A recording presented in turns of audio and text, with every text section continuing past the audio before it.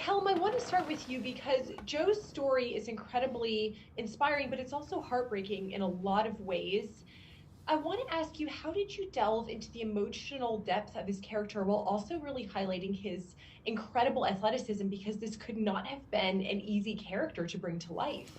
Yeah, Joe was 13. He was abandoned throughout his childhood by his father, and when he was 13, he came home from school one day, and his stepmom was in the front seat of the car, which was running. His siblings were in the back. His dad was on the porch, and he says, "Where are we going?" And his dad says, "We're going. You're staying." And he was left to fend for himself. So it's a miracle that he even found himself in college at Washington State. I just was that pain was something that I tried to channel, and it's interesting when people were in survival mode for that long. He just put up the walls, he closed the blinds, he locked the door, and he wouldn't let anyone in. And I just thought that was such a fascinating place to be as an actor, and that stillness and that grounded uh, feeling. He was a lumberjack, and in the summer holidays he would cut trees and um, he even worked on Hoover Dam while it was being built. This guy's like a really physical man, and you know, Joyce and that love story that they have, and it's a true love story. It's the love story that we all want. It's the one that we aspire to have. Um, was the thing that opened him up again, and reminded him how to breathe. Well, Joyce is one of my absolute favorite characters in the movie. That Hmm. scene where she says, I love you, and he leaves, I said, no. And he comes back, and it was just, oh, it was the best feeling. What do you think the story of Joe and Joyce really tells us about love and perseverance in difficult times?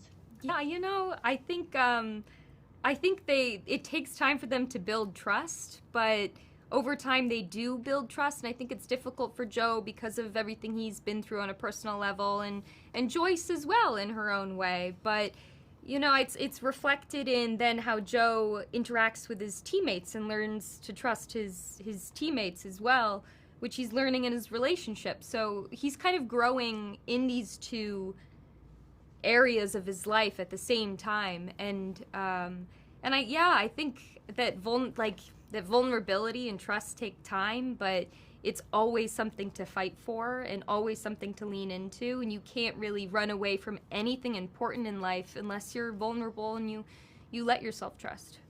Look, how did really embodying Joe, how did that personally impact you? Because you can't, I imagine you can't leave a role like this and be the same person you were when you came into it.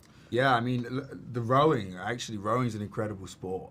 And I learned so much about myself just by sitting in that boat and being part of that team. There's no star players. You all have to be one. You can't be, there's no individual excellence.